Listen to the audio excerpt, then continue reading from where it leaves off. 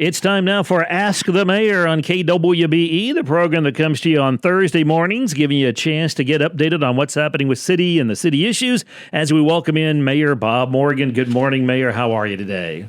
Dave, I'm doing fine. How are you? I'm doing all right. Doing okay. Good. I got a little early wake-up call, though, this morning. I had to come in because we lost a little electricity on this side. But thanks to your guys, we got back on in about an hour. So it's pretty amazing how they react to those type of things and get out and get it done. And, and again, I always say this, sure, feel free to call. But now with our automated system, I mean, as soon as it goes down, those guys know and they get a call on their cell phone and off they go. Yeah. And, I think, gosh, what has it been? It's been about 3 or 4 days in a row. We've had, thunder and lightning, and Monday, of course, was the drencher and a thunderstorm, and there was some lightning and thunder yesterday. I know there's thunder and lightning this morning, early this morning. Yeah. So I'm glad they got us going. We always hate to see somebody without power for an hour or two, but an hour and two is a lot better than 24. There you go. And a hats off to those guys because, this was like about 2 this morning. So somebody's sleep was interrupted, but we appreciate that very much. I think that's the one thing that people maybe also don't realize is probably for all the BPW, Board of Public Works employees, there is a on-call rotation, whether it's a water main break or whether it's electrical. There's a number of them that have to carry the phone, and that 24-hour on-call is not just for, the medical professionals. It's also for the electrical and the water professionals. And that includes holidays too, doesn't it? It does. Yeah? It does. I mean, you just never know, and, that's the worst part of it.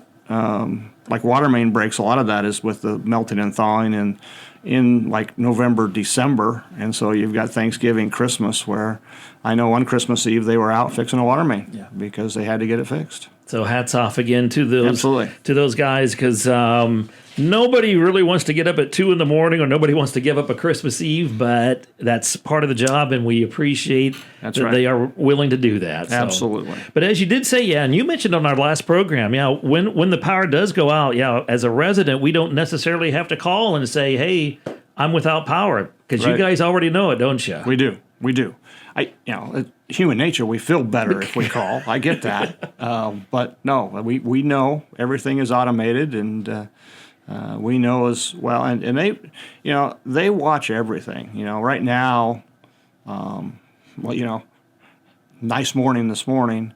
But by this afternoon, I think the humidity is going to be up there at that 91%, and the sun's going to come out. It's going to get hot, so everybody runs their air conditioners, and so. We always have somebody watching our load to make sure we got enough load to keep everybody happy and operating. All right. Yeah, we got quite a bit of rain earlier this week. Boy, that came down pretty good, didn't it? It did. It did.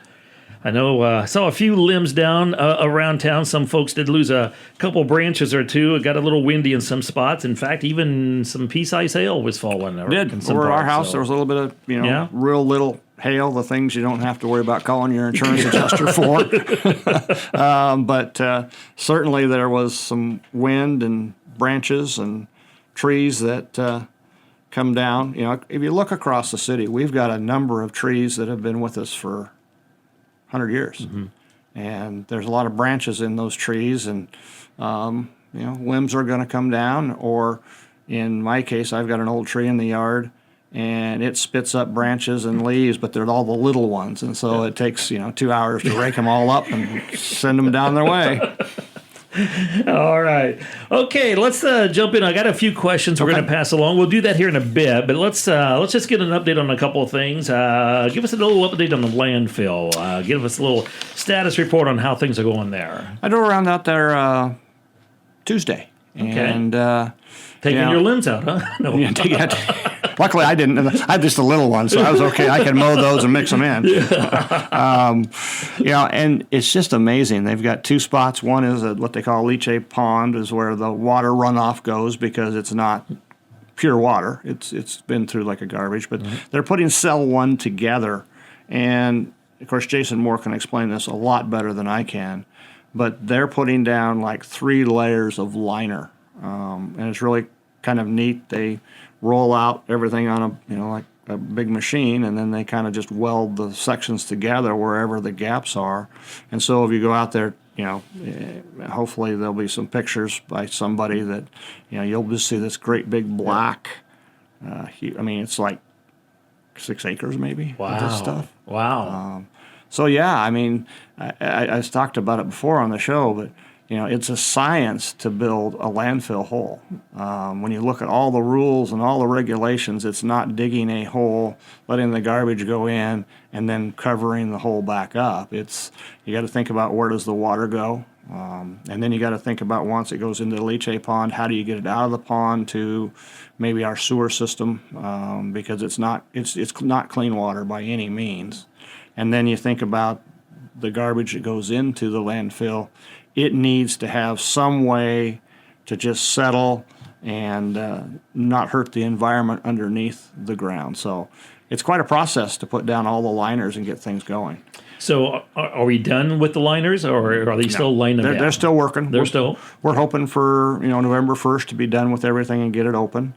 The other thing that we're doing, and this is probably good news for the people that do use the landfill on a regular basis, of course, since we moved it across the road, we're going to put in a new building and scales. And the thing, I believe we have 2 scales now. We have a way in and a way out. Before, when you took your load to the dump, you went across the scale, dumped it, and then you came back, and we only have 1 scale, so if somebody else is coming in, you get to wait your turn. So now we're going to have 2 scales, so a way in scale and a way out scale, and that will, I think, really enhance things. That building, I was out there, the foundation is poured. I think they're getting ready to start the sidewalls and those type of things, so we're hoping that by the end of October, first part of November, everything will be ready to go. But again, when you get 4.5 inches of rain on a Monday, and then it's followed up by these little rains on Tuesday, Wednesday nights, it does slow down the progress. Yeah. But it does sound like things are no glitches in at the moment. No. Everything's been going well then. No. Except for the weather. They know what they're doing. It's really, really, really fun to watch. Okay. Anything else on the landfill, or is that? I think that's about it, other than, we will be closing, hopefully, by the first part of November, the old landfill. And I think I've talked about that before. Once we get it closed, it will stay closed in what they call post-closure for 30 years. We'll probably plant grass or those type of things on it, but it'll take 30 years to get past that time frame. Will the grass drop off also be moved, or will you still use the same area where you can drop grass off and stuff? I'm not sure. Okay. I do think it probably will stay where it's at. It's a little more independent than the landfill, and it's really set up that way there. Okay. So my guess would be it's still going to be there. Be at the same. Okay. All right. Let's talk a little bit about the Dempsters update. We did touch on this a little bit last week. Any more updates on the Dempster building? Asbestos is moving right along, removal from the building, so that'll be out, hopefully, like I said, probably in another 2 weeks. We have started doing our legal proceedings on the last partial that is in foreclosure, so we hope to have that by November or December.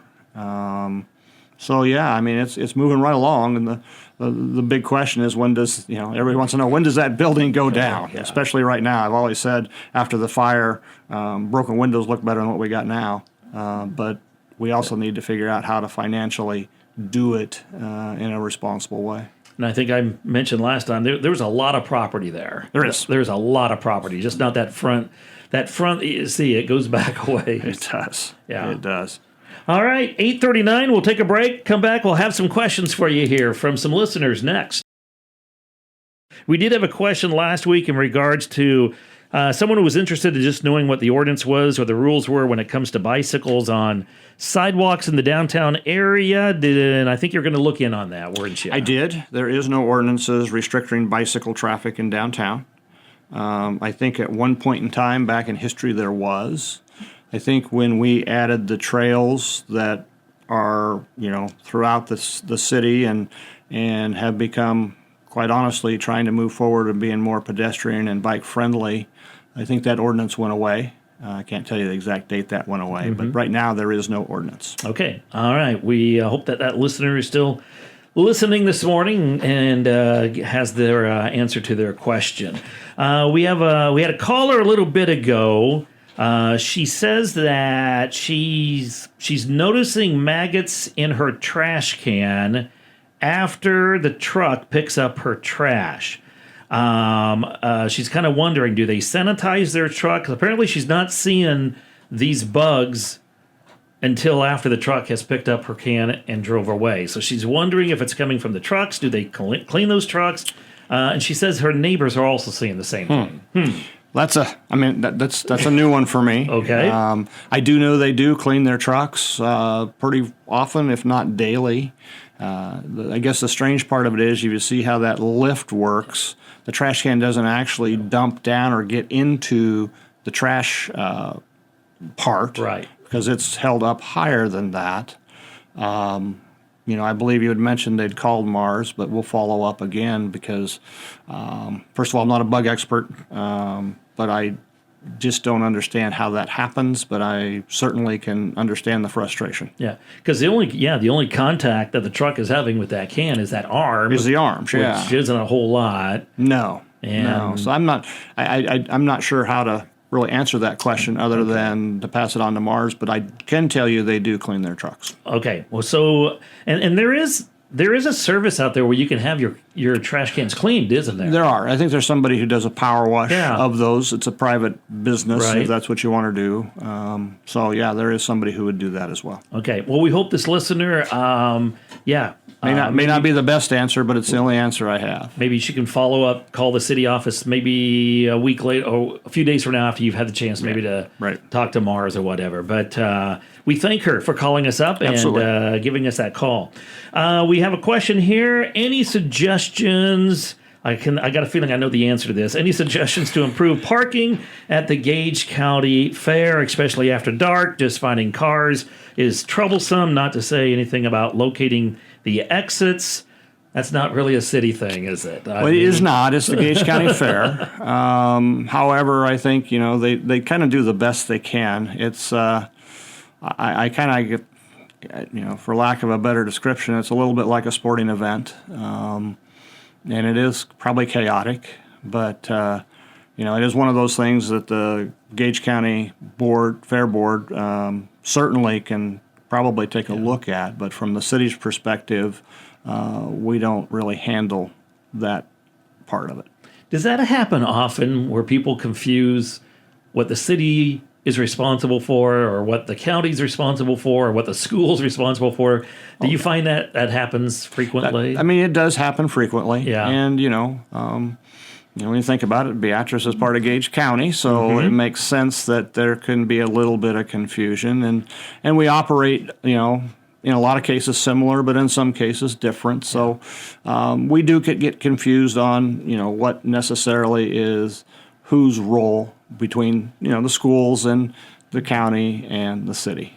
Okay. Shout out, by the way, to the Gage County Fair that is going on Absolutely. this week. It brings people into the community. It's always a great event, isn't it? It is, and it's just part of Nebraska when you think about how many what do we got?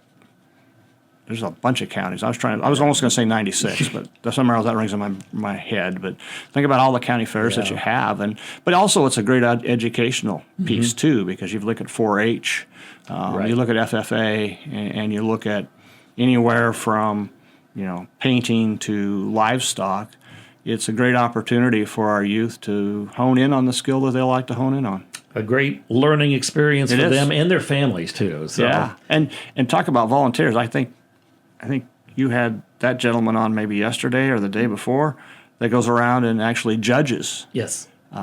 So there are experts that probably go from fair to fair to fair, which is really cool because then you've got some consistency when they go to state fair, but then that's another judging. So, you've got probably those are volunteers. Yep. And they give up their time, and it's their expertise in vegetables or paintings or livestock.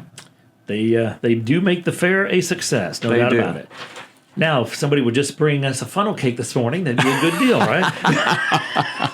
You got 13 minutes here. I don't think they're open yet. I don't think so either. I think the funnel cake people might still be sleeping. I don't know. Okay, got another question here that was called in. What is the ordinance for keeping one's lawn maintained in a neighborhood? When the grass gets above 12 inches tall, then the city can go through the process to engage mowing that yard at the homeowner's expense. When I talk about a process, though, is we have to give the homeowner due process to give them a chance to mow their yard, which means the first attempt is typically by mail since it's registered, so we know that they got it. If they don't get it, which can take a little bit of time, we have to post a sign in the yard so they have the opportunity again to be notified that they need to mow their yard before we can finally go in and take care of that yard that by obviously this point in time is above 12 inches. And so even though one might report a yard that's at 12 inches or 13 inches today, it could take us 2 to 3 weeks from a legal process to be able to do anything. And that's what's hard. Because you think, well, gee, just go in and mow it. Well, because it's their property, they have rights, and there's notifications that we have to do to be on the legal side of taking care of those properties. Does this happen a lot?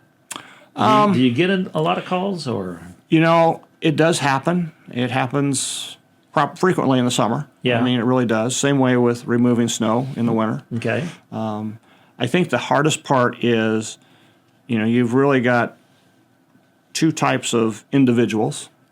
There's the individual like me who mow twice a week because since I played golf all my life, I like to have my fairway look nice in my yard and those type of things. Sure. But, there are also people that may be a neighbor that they want to mow once every other week. And that's their right, as long as it doesn't get unruly and above that 12 inches. And so you've got the people that, now I do have weeds in my yard, but there are people who don't have any weeds, they got the perfect yard, and they may live right next door to somebody who got weeds, and they don't, that's just not their thing. Doing yard work isn't their thing. And so you really just have two ends of the spectrum that we all have to figure out how to get along. Yeah. When it does finally come down to, okay, you're going to go in and mow, does the city do that, or does the city just call like a lawn service and say, hey, we need for you to go mow this property? The city does it and sends the homeowner a bill. You can imagine that if somebody's been notified that we're going to mow their yard and they don't respond to our notifications or the sign and we go in and mow it, there's always going to be some people who just don't pay it and they end up on the bad debts. Okay. So, but that's how it's handled, and that's why it takes so long to take care of what you think would be a simple process. Is this a issue sometimes with also like rental property where maybe the homeowner lives out of town and? I mean, that adds a layer of complexity to it. It does. It also could be a home where, for whatever reason, the person moved out, and so it's vacant. So then we have to try to find the owner. And you're right, out-of-town ownership for whether it's a downtown building or whether it's this residential property is a challenge. Yeah. And getting them to respond is a challenge because I guess the old adage is true, out of sight, out of mind. Yeah. So you say the same situation happens in the wintertime then with snow? Snow, yeah. I mean, typically what you need to do is remove the snow off your sidewalk within 24 hours. And I think the thing to remember, it's not a hard, fast 24 hours. If we get a real blizzard, we've got only so and so many people that can remove snow, and it's going to take some time, and we want people to not risk their lives. So it could be 24 or 36 up to 48 on a big blizzard. But, occasionally we have people who don't scoop their walks. And I think there's a set amount of snow it has to be. I think it has to be 2 or 3 inches before you have to snow. But yeah, there is a time limit to get that off your sidewalk. So in addition to charging them to mow or charging them to clean off the snow, is there is there any fines that go along with it, or not? I don't think so. Okay. I mean, we have to come in and charge them to begin with. Sure. I mean, Okay. Again, there might be, but we don't try to. I guess I always say we try to resolve things at the lowest level. Gotcha. All right. Okay, 8:52. We'll take one more break, and we'll come back and wrap it up. It's 8:55 as we wrap things up this morning with Mayor Bob Morgan. Ask the Mayor, heard every Thursday at this time on KWBE. Let's get a little talk or a little update on budget. It is kind of that time of the year when you start looking at some figures, isn't it? It is. We've actually been looking at the figures. Hannah, our finance director, has been looking at those figures now for 8 months probably. But I believe that I know each department has put in their capital requests, and capital requests are bigger ticket items. It could be resurfacing a road. It could be buying a skid loader or a new dump truck. It could be buying, whatever that is not a routine expense. It's a one-time expense at that particular time. I guess true accounting definition, it's probably going to be something that's used for more than 12 months, and it's not just a staple. And then I know that department heads have had their meetings for what we would call operating expenses, the things that happen every year that you kind of expect to spend with supplies, equipment, those type of things. And so they've had those meetings. Now we start putting the budget together. It's 2 steps. Number 1, you take a look at the money that you've got going out, and then you find out how much money you've got coming in from different sources. One of those, of course, is property tax. We won't know the true valuation for property tax because that's something that's done through the county, and we won't know that number, I think, until August 20th. So the next process will be for them to kind of sit down and let me take a look at the budget as well with them. I believe, if I'm not mistaken, one of the things we always do, I know we do, we have a public hearing on our budget. I believe that will be Tuesday, September 2nd, and then we'll approve the budget at the next September meeting, and that's where the budget will be. Okay. So as you look right now, biggest ticket item, can you put a finger on anything at the moment or not, or still too early to? It's still really too early to tell. Some of the bigger ticket items are going to be, for instance, we hope we get our new fire truck pretty soon, and that's $1 million. That's a pretty good price tag. One of the things that, since we have our own sewer sanitation plant, that always has continued upgrades. So there's some pretty expensive pieces there. Mm-hmm. You think about the transformers that we have and the substations that we have from the electrical side of life. There's a lot of expenses there.